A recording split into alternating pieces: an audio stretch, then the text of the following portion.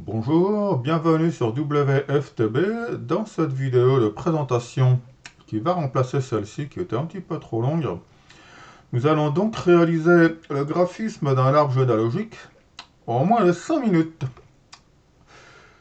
Donc nous allons respecter ces 4 étapes. Importer un jeu de com, choisir les blocs, le cadre et le modèle, le personnaliser et ensuite récupérer notre création finale au format PDF. Vous êtes prêts? C'est parti. Donc, on se connecte ici en haut à droite sur le bouton se connecter. On rentre l'identifiant, le mot de passe. On se connecte. Ici, c'est le tableau de bord. On a toutes les fonctionnalités du tableau de bord à disposition. On va tout de suite importer un jeu de com, soit par ici, soit par ce bouton-là. Les deux vont sur la même page.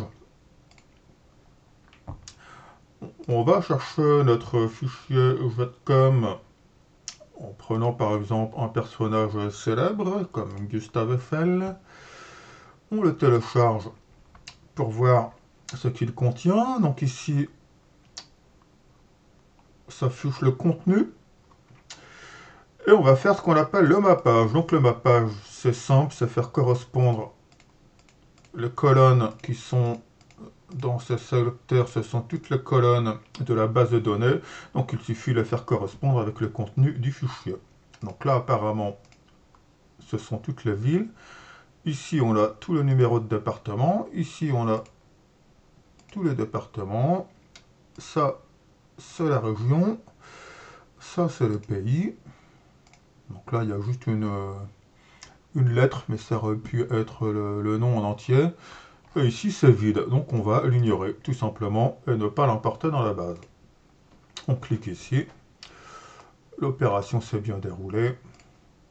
Et on retrouve notre import de fichiers jetcom ici, à côté de ceux qu'on a déjà enregistrés. On peut l'éditer.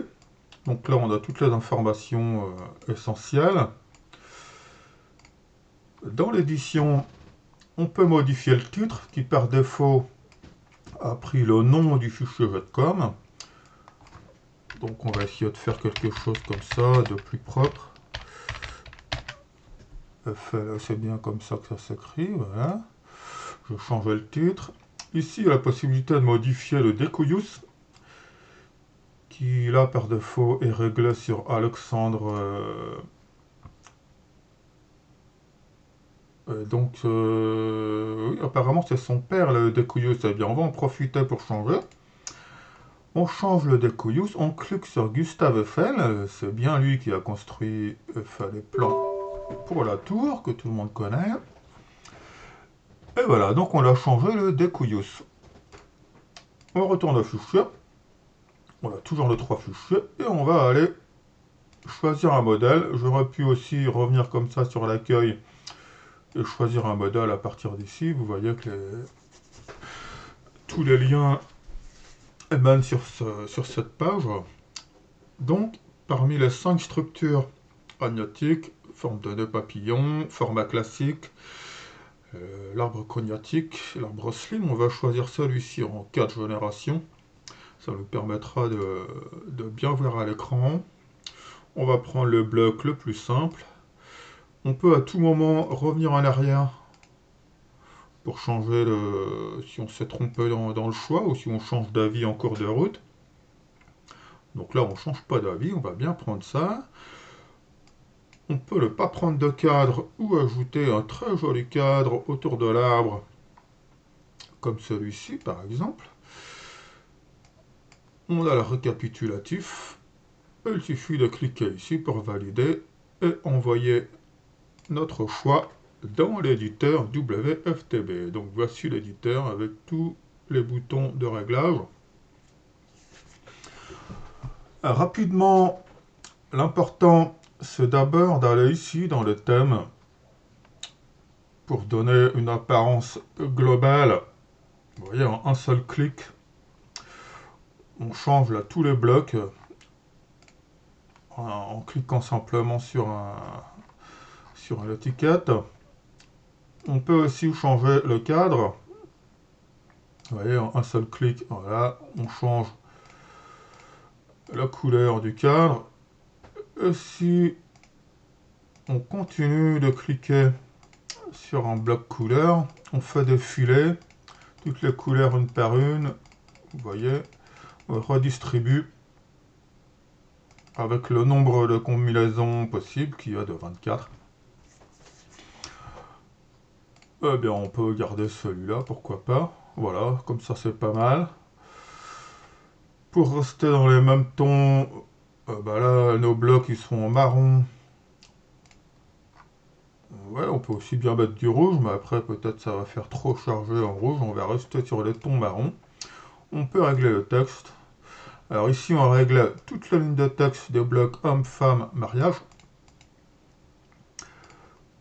On peut centrer à gauche, rester centré, on peut centrer à droite. Là, on va rester comme ça, c'est très bien. On peut mettre ou pas les intitulés, augmenter la taille de la police ou faire en sorte qu'elle reste contenue dans les cases. Parce que ici, on est sur du vectoriel, il n'y a pas de retour à la ligne. On peut changer la police de caractère, je ne sais pas si vous voyez bien à l'écran. On peut choisir d'afficher ou de ne pas afficher les lignes que l'on veut. Donc là, c'est des blocs à 7 lignes. Pareil pour les mariages. On peut aussi, par exemple, là, si on enlève le métier, voilà, vous voyez, reprendre et régler l'interligne. Donc on va pas trop s'attarder là-dessus, on verra ça dans d'autres vidéos. L'important aujourd'hui, c'est de faire un arbre avec les données qu'on a importées. Donc ici, on retrouve les 3 fichiers qu'on a préalablement importés. D'ailleurs, je vais faire quelque chose pour que l'on voit bien. Je vais prendre celui-ci. Voilà, parce que là, les hommes sont en bleu, les femmes sont en rose. Par défaut, vous aurez toujours un Decouius homme ici, qui changera automatiquement si vous choisissez un Decouius femme. Alors, on va insérer voilà, les données dans l'arbre. Vous avez vu que l'arbre, le bloc s'est automatiquement modifié pour prendre la même apparence que les autres blocs femmes. Et si vous mettez un Decouius homme, voilà, là on injecte les données du fichier Victor Hugo avec Decouius Victor Hugo.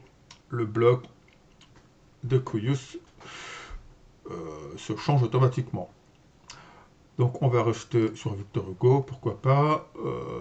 Là, notre thème n'est peut-être pas très cohérent au niveau des couleurs. Ici, on a la possibilité d'enregistrer le thème. Donc j'en ai déjà enregistré 4 ou 5 pour faire les essais. Et là, il y en a un qui est pas mal du tout, que je vais créer tout à l'heure. Je vais l'appliquer à l'arbre, et vous voyez, comme ça vous permet instantanément de garder en mémoire tous vos réglages précédents et de l'appliquer à vos arbres.